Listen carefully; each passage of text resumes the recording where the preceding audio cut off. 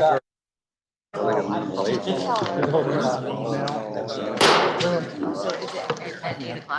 the Senate please come to order? In lieu of a devotional, we will take a moment of silence.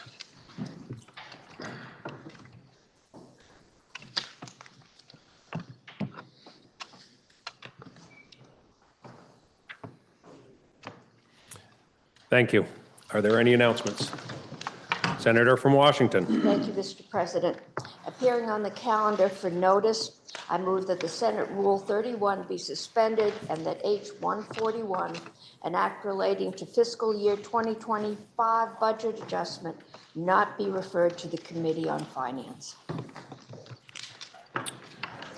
The senator has moved. The senator has moved that appearing on the calendar for notice, H 141, an act related to fiscal year 2025 budget adjustment, not be referred to the Committee on Finance. Are you ready for the question? If so, all those in favor, please say aye. Aye. All those opposed, say nay. The ayes have it. And H 141 will not be referred to the Committee on Finance.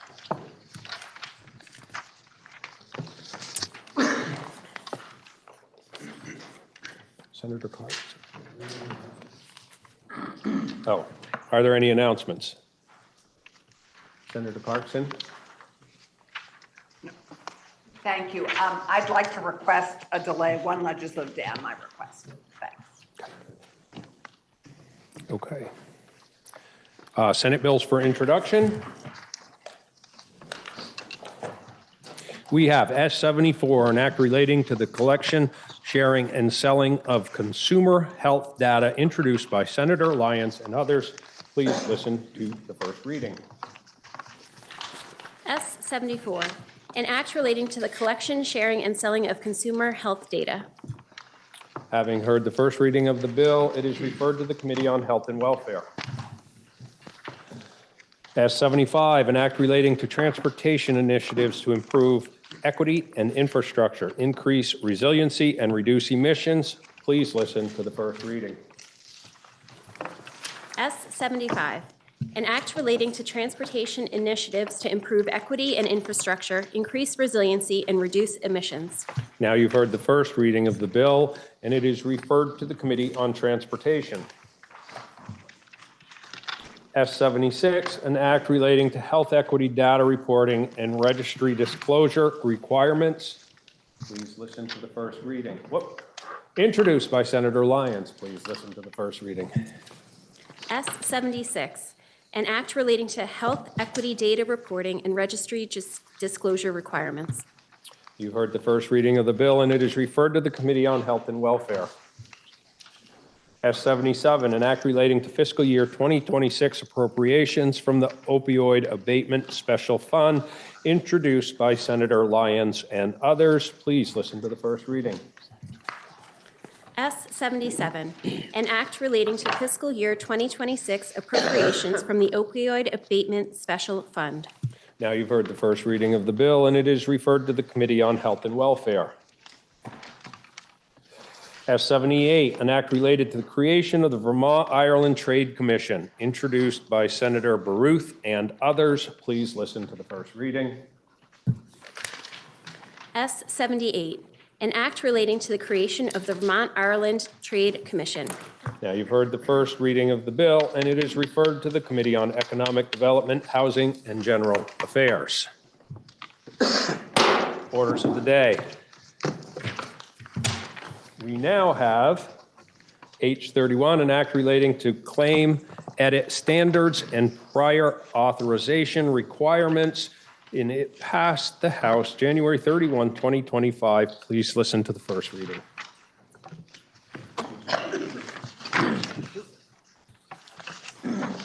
Second reading.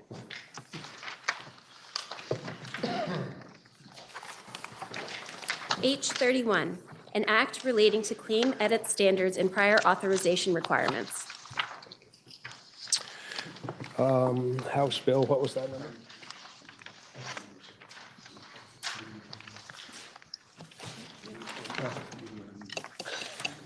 Now we've heard the second reading of the bill. Oh, that's on there. Got it, okay. Now you've heard the second reading of the bill. For the report of the bill, the senator from Chittenden, Senator Lyons. Thank you, Mr. President. As those of you who were here last spring recall, we passed a bill, I think you may remember it as a prior authorization bill. And the prior authorization bill contained 3 or 4 different sections. And as the bill was put into place, as Act 111, we found that some clarification needed to be made in the statute. So what H31 does is clarifies language that was originally passed in Act 111. And I will say that there's been a great deal of work that has happened during the summer and the fall with interested parties, including the Vermont Medical Society, Blue Cross and Blue Shield, and the Hospital Association, and MVP, as well as DFR, Department of Financial Regulation. And the folks who testify, those are the folks who testified in our committee and support the recommendations that I will present today in the bill before you. So the clarifying sections relate in 9418A relating to processing claims. So when a provider provides services to a patient, then the claims are presented to the payer, and then the payer will pay, or the payer could edit the claim and ask for a different coding, different information. So one of the things that's in the bill are conditions under which the claims edits are not required. And you'll notice on my bill, it's the second page. It's number 3 under little c. And number 3 is that the claims edits are not required when the services delivered are out of state. So we can't regulate what happens in New York or Massachusetts or New Hampshire. So the claims edits would not be adhered to under those conditions when it's out of state. So that's the first clarification that's added into the statute. The second is the definition of primary care. When we passed the bill, we also passed a section on prior authorization, and that is a request by the provider to provide services. And so what happened is we wanted to have a reduction in prior authorization for primary care providers. And the definition that we put in, as you will see in number 2, in section 2, little c, section number 2, is that the primary care provider in the original bill said has the same meaning as is used by the Vermont Blueprint for Health, which is a specific type of primary care provider. And the change is to mean a healthcare provider who is contracted and enrolled with a health plan as a primary care provider. The problem arose when some payers were thinking of all primary care providers as blueprint providers. And the intent of the legislation was really to capture all of the primary care providers. So this language is a way of clarifying what it means to be a primary care provider. And then the third change that's here are the dates. So the original bill went into effect in January 25, but now we've made a change with the primary care provider, and some of our payers have already started paying out claims related to blueprint providers. So we've changed the date to January 26, 2026 for that section, so that now the payers will continue with the blueprint provision until 2026. And after that, it will all be clear. So the changes that we have made really clarify the language and allow for our payers and providers to work in synchrony. Thank you, Mr. President. Oh, the vote in committee was 5-0-0. Thank you, Senator. Clear as pea soup. The question is, shall the bill be read a third time? Are you ready for the question? If so, all those in favor, please say aye. Aye. All those opposed, nay. The ayes have it. And you, what have we done? The ayes have it, and you have ordered third reading of the bill. That completes the orders of the day. Senator from Chittenden. Thank you, Mr. President. As senators probably know, but may not, we will not be having a session tomorrow. We will have a pro forma session on Friday, a token session. If you're unfamiliar with a token session, what it means is that we are not required to be here. The Senate Secretary will gavel in quickly on Friday to advance bills, to do administrative things, but nothing else. It just makes sure that if something needs by rule to go to a money committee, it can make that movement, and that helps us advance our work. But we will next be in session, full session on Tuesday, our normal time. So you'll see that in my motion. Thank you, Mr. President. Pending announcements, I would move that the Senate stand in adjournment until 11:30 a.m.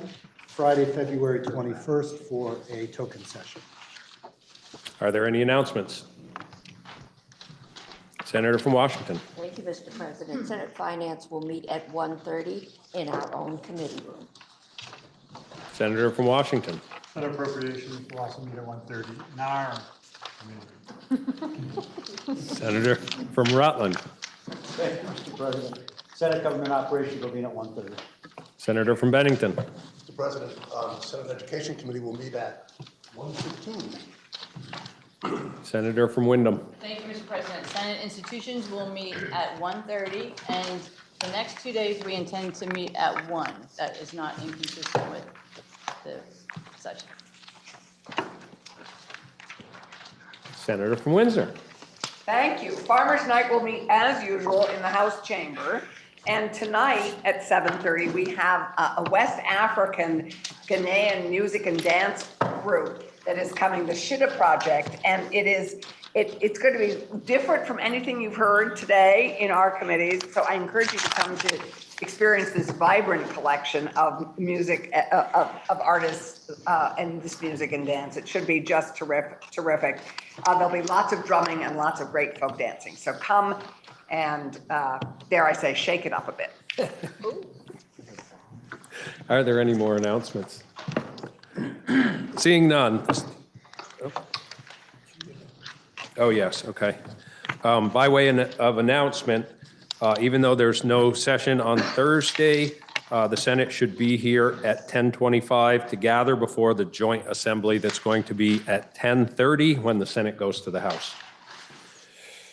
Now, the senator from Chittenden has moved that we adjourn until 11:30 a.m. Friday, February 21st, 2025. Are you ready for the question? If so, all those in favor, please say aye. Aye. All those opposed, nay. The ayes have it, and we have adjourned till 11:30 on Friday, February 21.